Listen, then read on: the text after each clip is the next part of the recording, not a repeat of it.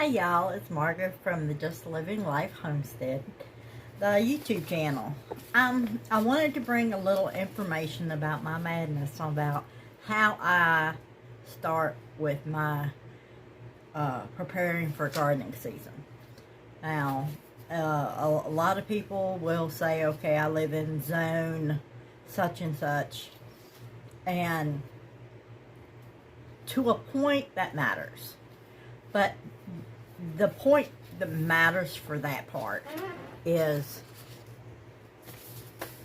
when you look at the zone as far as what zone you're in, and then you need to check to see what your last frost dates, approximate frost dates would be. Now for me, we usually go through the information from the Virginia Cooperative Extension office. And on their website, if you have an extension office, they might have something similar. They have a frost zone. And with that information, they show, like for me, we are on the cusp of being between right at 6B and 7A. Well, when you get that information, say, okay, well, what does that mean? Okay, you live in a zone that would be 6B or 7A. Well, for us, and also on that website, they have a listings of the hardiness zones. Now, if you can see that, there, yes, hardiness zones. And they list up here at the top when the last frost date is expected, and then again when the first frost is expected. And for us, if we consider ourselves as part of 6B, then our last spring frost would be sometime between April 25th and May 5th. If we go by the 7A, which we're on the cusp of that as well, it would be somewhere between April 15th and April 25th.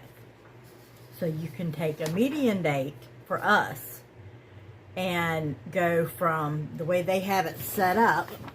Let's see if I could show you here. They have, for the ones that are from the last spring frost from April 25th to May 5th, they have a date right there, and that's about the middle date that they go by. Right there, that'll show you. You can go back 6 weeks from that, and 8 weeks for some products, produce that you might want to start, like the cabbage that I'm starting now. Takes a little bit longer to sprout and get to the size that you want in order to be able to put out into the garden. Now, for me, I went another step or two further. I took and looked up on AccuWeather, and I looked up what the weather is expected to be like in April of this year. So I printed out me a calendar, and it gives us an approximate. Now, I know you can't really see that. I apologize. It's a little wanky there.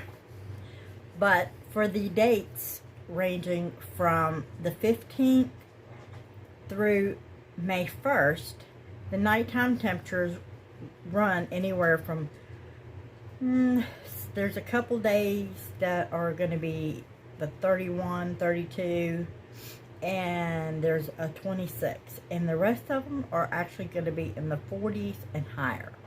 So for me, I'll feel safe to actually start planting outside anytime after the 15th of April.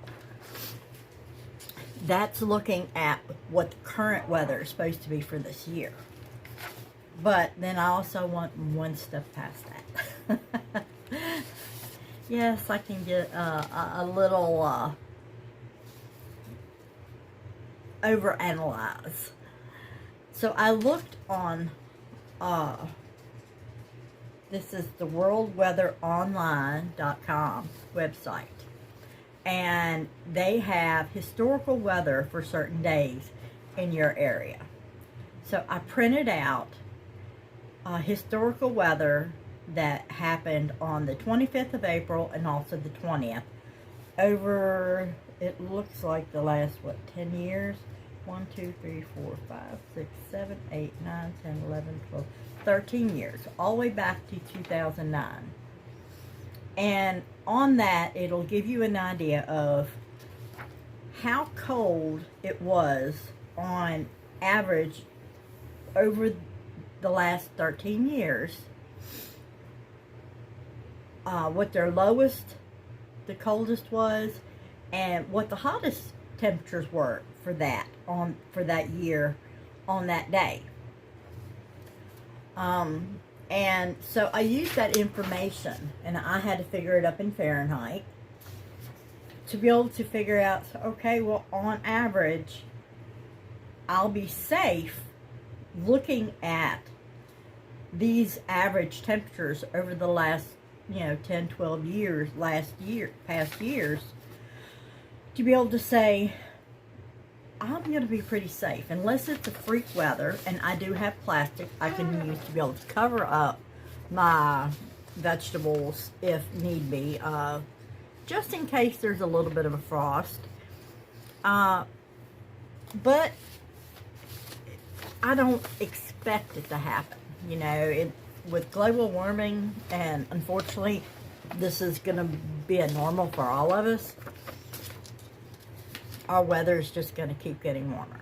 So because of that, I expect to not have a problem planting after April 15th. So that's my kind of thinking. I go to the local co-op, I get the information online, and I get my zones, and then I get more information on the frost dates, and then I go a little bit deeper and investigate what is it going to be this year expected, and what has it been in the last 4, 5, 10 years, so I can be prepared enough to say, in front of me, this is enough for me to make a decision on. I shouldn't have a problem planting during that time period. Now, I'm not saying that you need to go that in depth for yourself, because that is probably more than what the normal gardener might do. And you can go as far as just going to your local extension office online, seeing what the frost date is, last frost date, and then counting back if you want to pre-plant any of your plants indoors, then count back the number of weeks that it says on the back of the seed plants. Once you look at it, if it says plant 12 weeks or 6 weeks, count back. I went online, and there was a website that had printable calendars, and I made my calendars so I'll know, okay, these days are days that I need to start focusing on doing this planning. Now, they're not like have to do it that day. If you do it afterwards, within a week or two, that's fine. You're still going to be able to plant them outside when it's time. They might not be as big, but you're also getting a head start on your plants above planting them directly outside. So like for me, I was supposed to have planted cabbage last Monday. That's what I have there. And for next Monday, I have beets, broccoli, cauliflower, lettuce, and peas that I'm supposed to be planting. And then I also have my calendars for the next couple months. And I will share these as I go through each week of videos to let you know what my plans are. based on what I've got, and we can be able to go from there, and I can share my knowledge of what I do and what works for me, and you'll be able to see if it works for then great, and if it doesn't work, then you can learn from my mistakes, and nobody's perfect. We all make mistakes, and sometimes our vegetables work great and luck's on our side, and that other times some things are just not meant to be. The last thing for this video I wanted to go over, because I didn't get a chance to go over a few of the other seeds that I had over here in my computer area section that I was talking about I was going to be starting soon.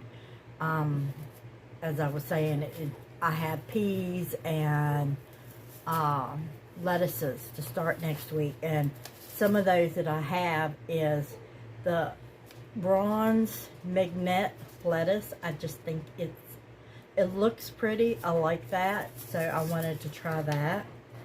I'm going to be planting this year some red noodle beans.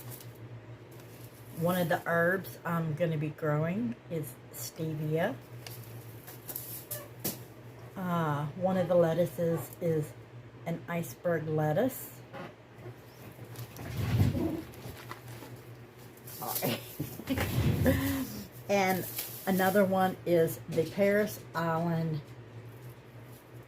COS lettuce, and that's from Baker Creek.